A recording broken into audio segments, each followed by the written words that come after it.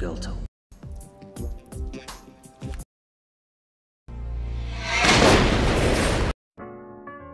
Assalamualaikum Donatorius, bagaimana kabarnya? Dompet tebal karena kartu sama struk-struk angsuran doang. Miris. Kali ini saya akan mereview film The Transporter Part 1 asal Prancis berdurasi 92 menit aslinya. Percaya tidaknya film ini efektif menciptakan gelombang sebab terjadinya kontak emosional secara cepat yang akan membuat para donatur seakan-akan ikut serta dalam adegan ini. Sama halnya yang saya alami, saking mewahkan prinsip sang aktor utama. Film ini dirilis 2 Oktober tahun 2002 yang disutradarai oleh Bapak Louis Leterrier bersama Corey Yuen dan disutradarai Bapak Stephen Chasman bersama Luc Besson. Termasuk beliau adalah si pengarang skrip film ini ditemani rekannya Robert Mark. Dan untuk aktor utamanya siapa lagi kalau bukan ipar saya, Frank Martin atau Jason Statham. Sebelum kita ke ceritanya, Jamoto Luwatia mengingatkan para donatorius bahwa ini hanyalah konten spoiler. Jika antum belum pernah menonton versi movie-nya, silahkan tonton versi movie-nya terlebih dahulu atau setelahnya. Ok, Neos, jadi segera perbaiki posisi, sedia air putih, boleh juga kopi sambil ngupil asyik, asal buangnya jauh dari area meja dan kursi. Selamat menikmati dan putar untinya.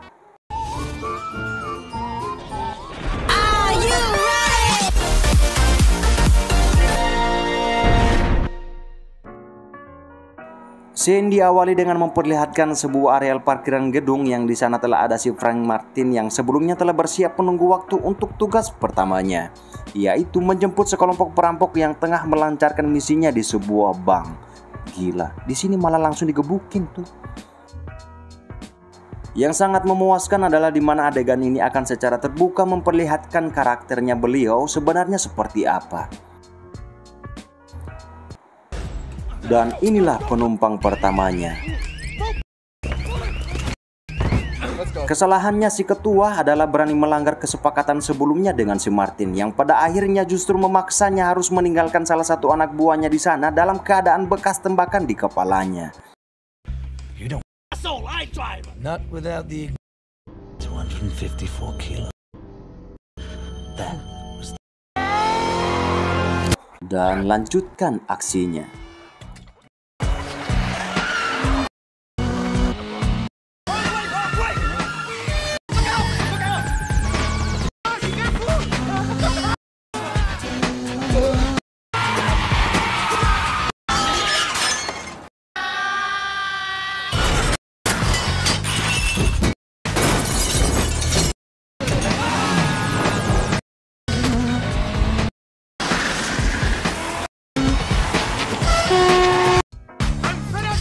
Saat setelah sampai dengan kesan puasnya, si ketua kedua kalinya mencoba melanggar aturan dengan membayar Martin dalam jumlah yang melebihi kesepakatan awal, dengan tujuan memperpanjang kontraknya sebagai driver untuk mengantarkan mereka sampai di alamat yang dimaksudkan. Spontan ia pun mengatakan, It was this far no further. Broken. Not mine. jawaban dari ketenangan dan kepiawaiannya yang diperlihatkan saat menangani situasi awal ketimbang para perampok-perampok yang terlihat gugup dan sedikit takut, dikarenakan Frank Martin sudah sangat berpengalaman karena dulunya dia adalah seorang anggota militer yang terlatih dalam situasi dan medan apapun dan salah satu prajurit berprestasi kala itu. Yang pada akhirnya ia memutuskan untuk pensiun dini dikarenakan busuknya penguasa yang menyalahgunakan amanah untuk kepentingan pribadi atau kelompoknya, serta menganggap setiap dari mereka hanyalah sebuah aset saja hingga perjuangannya tidak perlu dihargai. Namun sebaliknya mereka lebih mempedulikan hasil dan keuntungan pada apa yang mereka kerjakan. Sadis. Orangnya sangat teguh dalam berprinsip serta cerdas dalam perihal hitung-hitungan karena menurutnya hitungan adalah kunci ketepatan untuk sebuah pekerjaan. Di luar bicara mengenai hutang piutang karena hal itu butuh pembukuan, terlebih mencegah lupa pada seorang jambu seperti kata mata Ben. Karena hal itulah namanya sebagai seorang transporter pun mulai terkenal di kalangan organisasi elit. Selesai membersihkan segala hal yang memicu curiga dari tetangga-tetangga sekitar nggak pakai selimut, sekilas ia melihat TV yang ternyata penumpang sebelumnya telah tertangkap sebab drivernya salah masuk jalur. Tak lama setelah itu tetangga polisinya datang dan inilah Pak Tarconi. Seperti halnya tetangga-tetangga pada umumnya, hanya sekedar mampir menyapa untuk tetangga baru, namun terbesit rasa penasarannya dengan si Martin karena karakternya yang cenderung pendiam dan sangat tertutup dari awal kepindahannya. Berhalangan karena kerjaan belum tuntas pun Pak Tar menunda jamuan Martin untuk ngopi bersama di rumahnya. Tak lama selepas perpisahan itu, dia mendapatkan orderan keduanya dari kliennya yang dikenal sebagai Wall Street, yaitu pengusaha internasional dan sangat berpengaruh di dunia perbisnisan. Tibalah malam, segera ia bergegas ke titik temu untuk mendapatkan informasi mengenai paket kliennya, sembari dengan detail serta tegas mengatakan perihal aturannya yang tak bisa dilanggar ketika terjadi kesepakatan.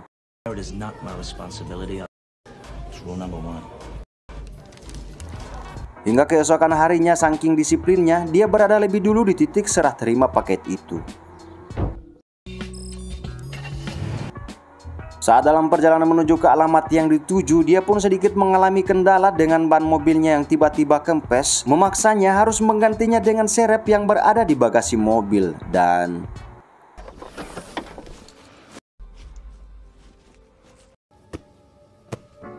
karena prinsip dan aturan yang telah disepakati, dia tidak menghiraukan isi paketnya yang sebelumnya terbesit heran dan rasa penasarannya mengenai paket itu. Setelah melalui proses perjalanan panjang, ia pun memutuskan mampir sebentar untuk makan siang di warung makannya Haji Harto, dengan sesekali melihat ke arah bagasi mobilnya itu. Tak ingin banyak pikiran, selepas nasi gorengnya habis, ia pun membeli sebotol minuman dan sudah bisa dipastikan sekuat dan sekeras-kerasnya hati seorang pria pasti punya sifat mengasihi pada sesama. Jadi, stop mengatakan kita itu jahat, kecuali KDRT di luar dari pembahasan. Saat situasi aman, ia pun memutuskan untuk membuka paketnya dan ternyata itu adalah seorang wanita, bukan waria atau sejenisnya. Memang dasar, kok bisanya secantik itu tempatnya di bagasi? Harusnya kan di kasur, sumur, dan dapur, iya kan? Tak ingin menguras waktu, segera ia pun membantu wanita itu, atau si lain namanya, memasukkan sedotan minuman itu ke mulutnya dengan sedikit merobek lakbannya. Yang tidak disadari, justru hal inilah yang akan membuatnya ketahuan melanggar kesepakatannya sendiri dengan kliennya. Okay, that's enough. Tak jauh dari tempat persinggahan, si Lai tiba-tiba memicu keributan dengan menendang kap bagasi mobilnya yang memaksanya turun untuk mengeceknya. Karena tak tahan lagi, si Lai memohon untuk buang air kecil sambil dipasangkan tali pada lehernya. Dan tiba-tiba 53. Good to break the rules. Time's up. Shit. Tak menunggu waktu lama, si Lai pun cepat dicegat dari pelolosannya. Namun lagi-lagi terlihat jelas bahwa ini perampokan, katanya Pak Polisi itu. Dan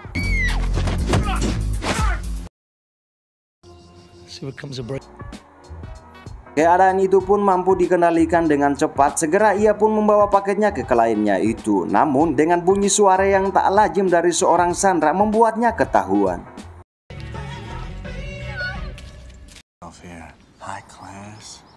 Bergegas ia ingin segera pergi dari tempat itu. Si klien atau si Wall Street mencoba membuat kesepakatan baru untuknya, yaitu mengantarkan sebuah paket yang ukurannya lebih kecil dari sebelumnya. Rezeki nomplok, katanya, pergi pulang dapat orderan. Ia pun mengiyakannya dengan 2 orang petugas yang sebelumnya ada di bagasi mobilnya.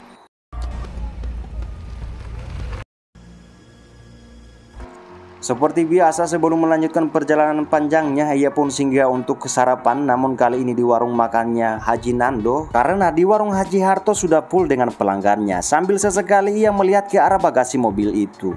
Dengan rasa tak tegan, ia pun menyempatkan untuk membeli 2 botol minuman saat selesai sarapannya. Dan tiba-tiba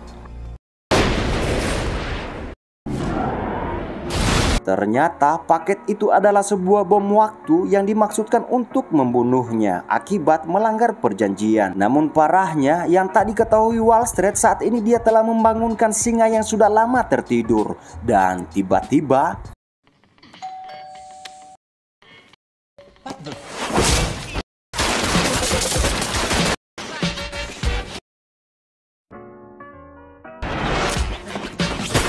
Where is it?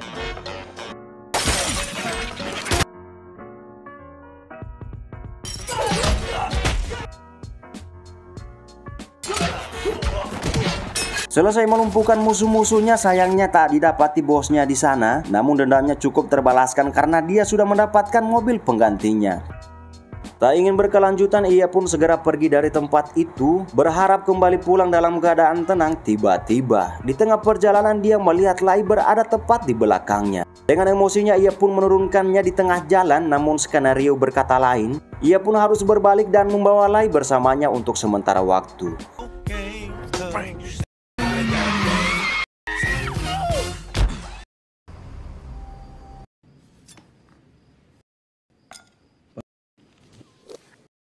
Where are you going?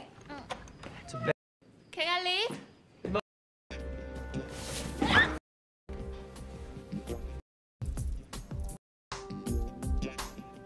Hingga keesokan harinya terlihat para korban didatangi bosnya si Wall Street untuk menanyai pelaku dari kejadian. Merasa khawatir bisnisnya akan terbongkar, terlebih biaya rumah sakit yang kemahalan, dia pun membunuh kedua anak buahnya itu. Pelit amat sih. And the police. You told him nothing, right?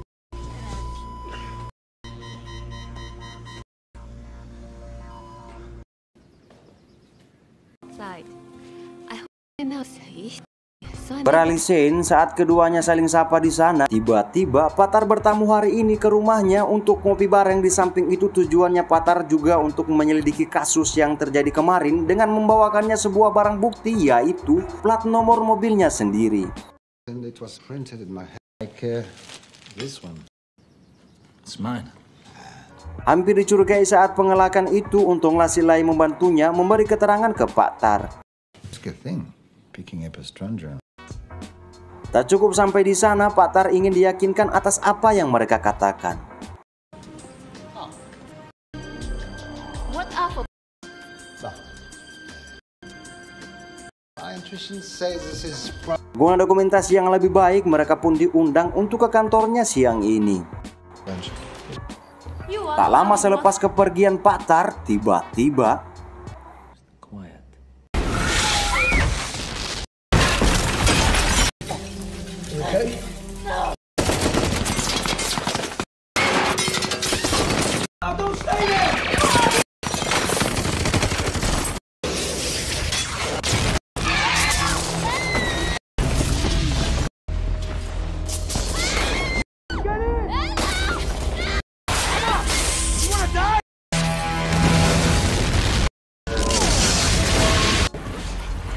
sangat mengagumkan.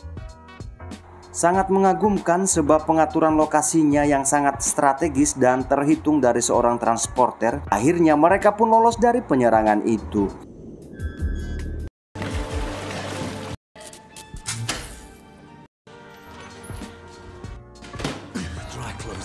Dan awas, ini bahaya. Oh, come on. I'm not so clear about Selesai maksiat siangnya, mereka memenuhi panggilan Pak Tar. Heran, bukan perkara selesai malah masalah yang bertambah. Ada apa ini sebenarnya? Tolonglah jujur sama Ana, katanya Pak Tar. mistakes about who save his Don't know. any Saat Pak Tar memenuhi panggilan darurat dari rekannya, di saat bersamaan Lai membantunya mencarikan foto pelaku itu. Hello. Setelah kembali, ia tak ingin stres dengan mereka berdua. Akhirnya sementara waktu menyudahi investigasinya. Lalu dengan ibahnya membantu Martin dengan sedikit uang jajan. Sebelum sepaham, scene ini sangat emosional, di mana ketika pejantan tangguh terjadi percekcokan di sana dengan si gadis sambil berkaca-kaca. There are 400 people. My father in a container with his Saw those pictures in my house. You were setting me up to no number. Is that God? for another. Not everything is a wear a soldier. You're Tired of seeing my best efforts get turned into what is that? to do the job. I won't care. Thank you. I care. Dipikir anak buahnya telah melenyapkan Martin, dengan santainya Wall Street menuju ruang kantornya. Dan tiba-tiba Surprise.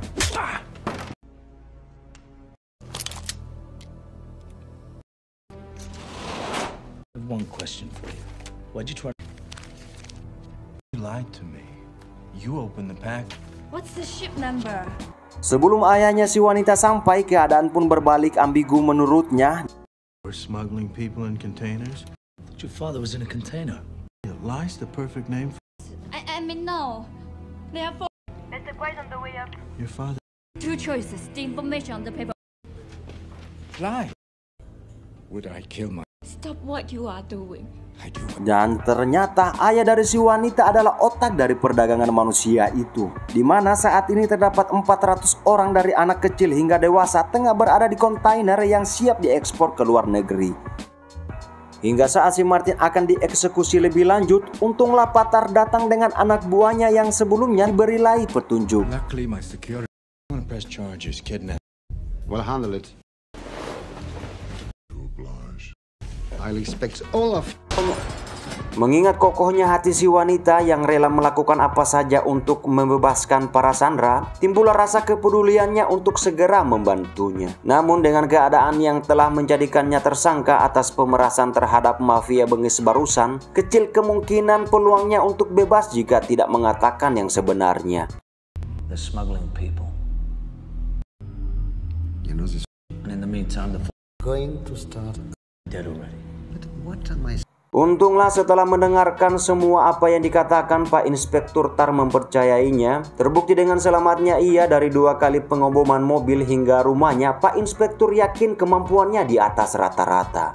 Akhirnya secara diam-diam membantunya untuk keluar dari sana dan menyerahkan sepenuhnya misi itu kepadanya. Dan... Personne ne bouge. Laissez-moi...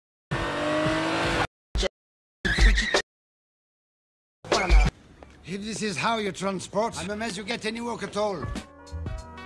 Tak ingin nanti ia tak punya teman lagi untuk ngopi bersama di rumahnya, ia pun menolak tawarannya Pak Tar untuk ikut dalam misi itu.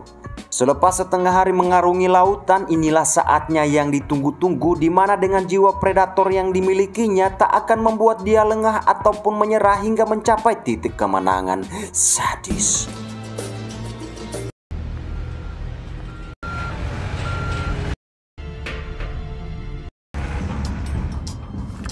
Here's the paperwork.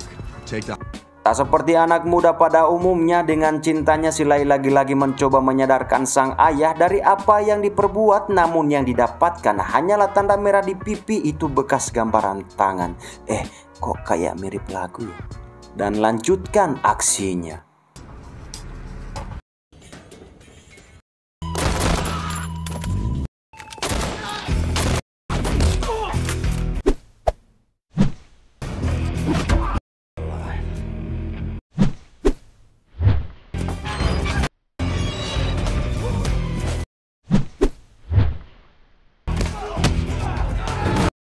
Let's go!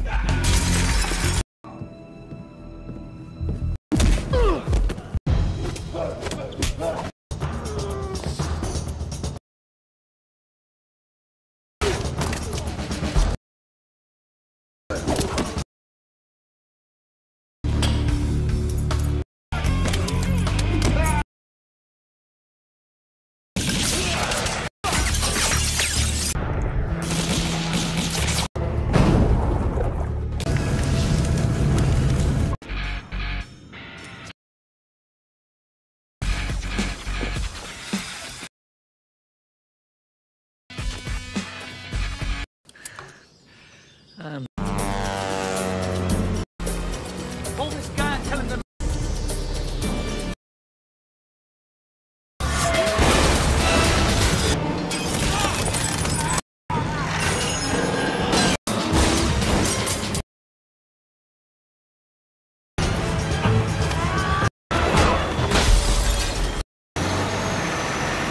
Get closer!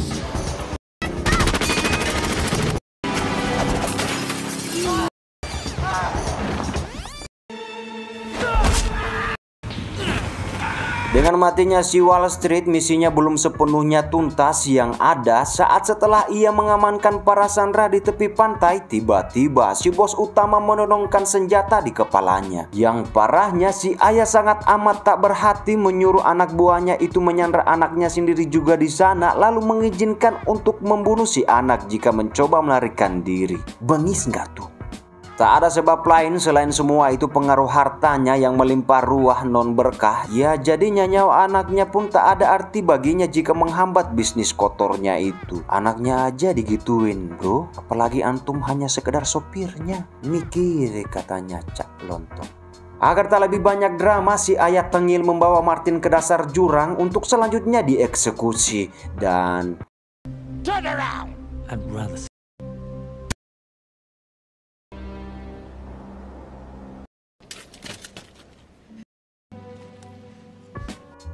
apakah para donatur memperhatikan pistol yang digunakan si wanita? Ya, itu pistolnya orang ini.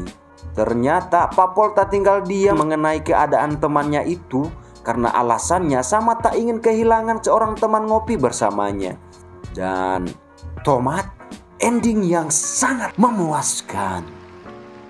Terdapat banyak pesan moral di film ini menurut saya. Seorang teman sejati itu yang membantu dengan tindakan, nasihat, dan doa. Karena anak kecil lebih menggemaskan jika hanya sekedar bicara tanpa melakukan apapun untuk membantu. Lebih ke inti adalah tahta dan harta. Jangan mudah terpengaruh olehnya agar keruh tak akan menyentuh hati yang jernih. Saya segenap redaksi SIQ memohon maaf jika ada salah kata. Terima kasih, selamat beraktivitas kembali.